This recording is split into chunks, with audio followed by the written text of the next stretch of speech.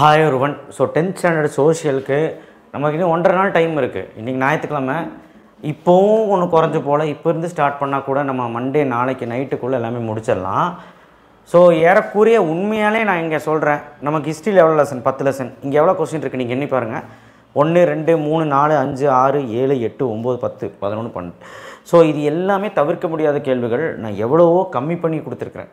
உங்களுக்கு தெரியும் எவ்வளோ கொஸ்டின்ஸ் இருக்குன்னு. ஸோ அதனால் ஹிஸ்ட்ரியில் ஒரு 10 கேள்வி, ஜியாகிரஃபியில் ஒரு 10 கேள்வி, சிவிக்ஸில் ஒரு 5-6 கேள்வி, எக்கனாமிக்ஸில் ஒரு 7 கேள்வி, அவ்வளோதான். ஸோ இந்த கேள்விகள் மட்டும் படித்தா அண்ட் ப்ளஸ் டைம் லைனும் மேப், அந்த 5 மார்க் மேப்பு பார்த்துட்டிங்கன்னா கட்டாயமாக நான் சொல்கிறேன் 9 5 மார்க் எழுதிடலாம். பட் ஆனால் ரொம்ப கஷ்டமாக கேட்டால் 8 எழுதிடலாம். ஆனால் 10 எழுத முடியுமான்னு கேட்டால் எனக்கு ஷுவரிட்டி கொடுக்க முடியல, சொல்ல முடியாது. 10 கூட எழுதலாம், பட் ஆனால் ஷுவரிட்டி கொடுக்க முடியல. காரணம் என்னென்னா கொஸ்டின்ஸ் கம்மி பண்ணி போட்டிருக்கலாம், அதனால் ஒன்று. And fill ups distinguish give reason, distinguish give reason நான் கொடுத்துருக்குறேன், அதை மட்டும் படித்தா போதும். ஒருவேளை டிஸ்டிங்யூஸ் கீவ் ரீசன் படிக்கலாம்னு நீ ஃபில்லப்ஸ் படிக்கணும், ரெண்டு ஏதோ ஒன்று தேர்ந்தெடு. இல்லை ரெண்டுமே படித்தா சந்தோஷம், 10 எழுதிடலாம். நீ டிஸ்டிங்யூஸ் கீவ் ரீசனும் ஃபில்லப்ஸும் சேர்த்து படிச்சிட்டிங்கன்னா நான் சொல்கிற கொஸ்டின்ஸ் இந்த 5 மார்க் படிச்சிங்கன்னா 10 5 மார்க் எழுதிடலாம். புரிஞ்சுதா? இல்லை சார் நான் ஃபில்லப்ஸ் படிக்க மாட்டேன், டிஸ்டிங்யூஸ் கீவ் ரீசன் தான் படிப்பேன்னா அது படிச்சுக்கோ. இல்லை சார் நான் டிஸ்டிங்யூஸ் கீவ் ரீசன் படிக்க மாட்டேன், ஃபில்லப்ஸ் தான் படிக்கணும்னா படிச்சுக்கோ, அது உன் இஷ்டம். ஸோ 8லேருந்து 9 அட்டன் பண்ணலாம். ஓகேவா? 2 மார்க்ஸு நான் கொடுத்துருக்க பின்னாடி இந்த வீடியோட கடைசியில் இருக்கும். அந்த 2 மார்க் படிச்சிங்கன்னா ஒரு 7லேருந்து 8 வரைக்கும் எழுதலாம். ஓகே.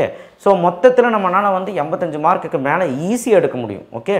அப்போது ஹிஸ்ட்ரியில் வந்து ட்ரீட்டி ஆஃப் வேர்னஸஸ்ஸு எதெல்லாம் 8 மார்க்கு சொல்கிறனோ அதை கொஞ்சம் அழுத்தமாக நோட் பண்ணி வச்சுக்கோங்க. யூனிட் 2ல் rise of Hitler, world war effect 2 இது 8 மார்க்கில் கேட்க வாய்ப்பு இருக்குது.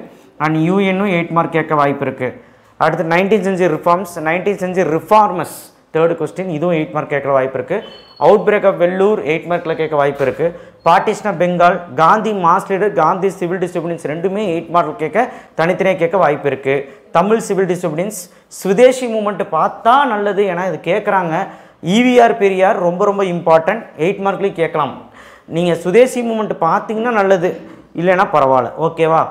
சரி, ஓகே. இதெல்லாம் பார்த்துக்கோங்க. ஹிஸ்ட்ரியில், ஜியாகிரஃபி, சிவிக்ஸில் வந்து பார்த்தீங்கன்னா பாருங்கள் 5 question. Constitution, fundamental directive principal, prime minister, governor, chief minister, நான் அலைன்மெண்ட்டு, பிரிக்ஸு. நான் ஒன்றும் இப்போவும் சொல்கிறேன், ஏதாவது ஈஸியாக இருக்க கையில் படிச்சுக்க. ஒரு 5 பாயிண்ட் எழுதினாலே அவங்க 5 மார்க் போட்டுருவாங்க. பிரைம் மினிஸ்டர்லாம் வந்து பார்த்தீங்கன்னா 5 பாயிண்ட் போதும். கவர்னர்லாம் வந்து பார்த்தீங்கன்னா ஒரு 6 பாயிண்ட் போதும். சிஎம்லாம் வந்து பார்த்தீங்கன்னா 3 ஹெட்டிங் கீழே 3 பாயிண்ட் போதும். எக்கனாமிக்ஸ் வந்து க்ரோத் அண்ட் டெவலப்மெண்ட், அந்த யூனிட் 1ல் 3rd கொஸ்டின். யூனிட் 2ல் குளோபலைசேஷன், எம்என்சி, அப்புறம் direct tax, indirect tax, GST, categories of industrial cluster, PDS. மொத்தம் எவ்வளோ கொஸ்டின் இருக்குது? இதுலேயும் ஒரு 5-6 கொஸ்டின் தான் இருக்குது. அப்புறம் ஜியாகிரஃபியில் எவ்வளவோ நான் கம்மி பண்ணி கொடுத்துருக்குறேன். ஜியாகிரஃபியில் வந்து பார்த்தீங்கன்னா river Ganga basin, south west monsoon, forest. Unit 3ல் types of soil, multipurpose project, challenges of industry. 2வது வந்து importance of satellite, classify roadway. Classify roadway வந்து அட்டம்ப்டில் 8 மார்க்கில் கேட்டாங்க. யூனிட் 6ல் பிளாட்டூஸ், ரிவர் காவேரி, சைக்ளோன்ஸ், இது எல்லாமே 5 பாயிண்ட். சைக்ளோன் வந்து பிஃபோர், ஆஃப்டர், டூரிங். ஸோ அந்த ஹெட்டிங் போட்டு நீங்களே ஓனாக எழுத வேண்டியதான். Unit 7 plantation farming, tea, coffee, அந்த மாதிரி டிஃப்ரெண்ட் மோட்ஸ் ஆஃப் டிரான்ஸ்போர்ட், அது பார்த்துக்கோங்க. ஓகே. டைம்லைன் வந்து இந்த ரேஞ்சில் 5, இந்த ரேஞ்சில் 5, இந்த ரேஞ்சில் 5 பார்த்துக்கோ, ரொம்ப ஈஸியாக இருக்கும். ஓகே. எப்படியும் வந்து நான் தியரியெல்லாம் சொல்லிவிட்டேன், டைம்லைன்னு சொல்லிட்டேன். மேப்பை பொறுத்த வரைக்கும் நான் போன வீடியோலே, ஃபஸ்ட் வீடியோலேயே சொல்லிட்டேன். அந்த வீடியோ டிஸ்கிரிப்ஷன் பாக்ஸில் கொடுக்குறேன். அந்த மேப்பு 8 மார்க் மேப்பும் 5 மார்க் மேப்பும் பார்த்துக்கோ. வேர்ல்டு மேப்பும் இந்தியா மேப்பும் கேட்பாங்க, பார்த்துக்கோங்க. சரியா? ஸோ ஏதாவது ஒன்று கேட்பாங்க. ஜியாகிரஃபி மேப் வந்து இந்தியா மேப் பார்த்துக்கோங்க. நீங்கள் தமிழ்நாடு மேப் பார்த்தீங்கன்னா கொஞ்சம் புக்கிங்லாம் நிறைய கேட்பாங்க. ஒருவேளை தமிழ்நாடு மேப் ஈஸியாக இருந்தால் அது படிச்சுக்கோங்க. நான் இந்தியா மேப் இம்பார்ட்டன்ட் கொடுத்துருக்கேன், பார்த்துக்கோங்க. மேப் நான் சொல்லிக் கொடுக்குறேன்னு சொல்லியிருந்தேன். ஸோ நெக்ஸ்ட் வீடியோ அதுதான் வருது, பொறுமையாக இருங்க. சரியா? மேப்பை பொறுத்த வரைக்கும் நான் 13 மார்க் கேரண்டி. ஸோ இப்போதைக்கு புக் பேக்கில் இருக்க மேப்பெல்லாம் பார்த்துருங்க. இந்த ஃபஸ்ட் 5 லெசனில் ஜியாகிரஃபி சூஸில் வந்து 14 சூஸுமே புக் பேக் தான் கேட்பாங்க, ட்விஸ்ட் பண்ண மாட்டாங்க.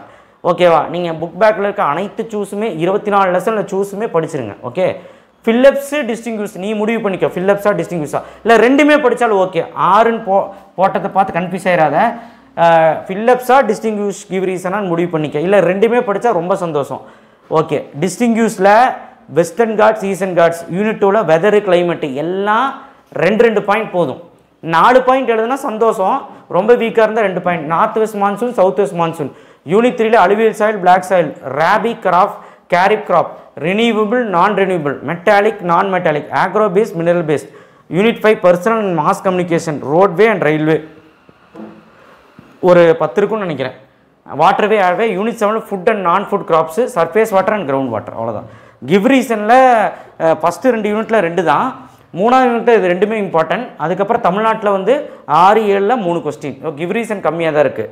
ஸோ நீங்கள் இது படிக்கிறது ஈஸி தான். எனக்கு கிவ் ரீசனில் 2 பாயிண்ட் எழுதுனா மார்க் கொடுத்துருவாங்க. ஸோ ஃபில்லப்ஸாக கிவ் ரீசனான்னு முடிவு பண்ணிக்கோங்க. ஓகே, ஃபில்லப்ஸ்னால் நீங்கள் எல்லாமே படிக்கணும். ஓகே, 2 மார்க்ஸ் வந்து பார்த்தீங்கன்னா 1, 2, 3, 5, 6, 7. நான் இதில் என்ன 2 மார்க் கொடுத்துருக்கணும் அதை மட்டும் படி. நான் டிஸ்கிரிப்ஷன் பாக்ஸில் அந்த வீடியோ வச்சிருக்கேன்னு சொல்லி 100 அந்த வீடியோவில் நான் என்ன 2 மார்க் இந்த யூனிட்ஸில் கொடுத்துருக்கணும் அந்த 2 மார்க் படி. அடுத்த ஜியாகிரஃபியில் ஃபஸ்ட்டு 7 லெசன் நீ ஃபுல்லாக 2 மார்க் படி, ஈஸி. அடுத்து சிவிக்ஸில் 1, 4, 5 2 மார்க், எக்கனாமிக்ஸில் 1, 2, 3. இந்த யூனிட்லலாம் நீங்கள் வந்து நான் சொன்ன மாதிரி நான் சொன்ன கொஸ்டின் 2 மார்க் படிச்சினாலே 8 எழுதலாம். 7 கூட இல்லை, 8 எழுதலாம். கண்டிப்பாக நான் சொல்கிறேன் 85 to 87 மார்க் எடுக்கலாம். ஸோ கண்டிப்பாக இதை பாருங்கள். மேப்போட வீடியோ உங்களுக்கு வரும். ஸோ இந்த பிடிஎஃப் உங்களுக்கு டிஸ்கிரிப்ஷன் பாக்ஸில் கிடைக்கும். அண்ட் 8 மார்க்கை பொறுத்த வரைக்கும் நீ பயப்பட வேண்டாம். 8 மார்க் வைப்பாங்கல்ல, ஆர் சாய்ஸ் போட்டு கொஸ்டின் ஆன்சர்ஸு. ஸோ அதுவுமே நான் வந்து இந்த 5 மார்க்லேயே நான் கொடுத்துட்டேன். நீங்கள் இந்த எல்லா 5 மார்க் படிச்சிங்கனாலே அதுவும் எழுதிடலாம். Okay, thank you. ஷேர் பண்ணுங்கள், சப்ஸ்கிரைப் பண்ணுங்கள், மறக்காமல் பெல் ஐக்கானை ப்ரெஸ் பண்ணுங்கள். இதுக்கு மேலே கம்மி பண்ண முடியாது, மாட்டிக்குவீங்க. தேங்க்யூ.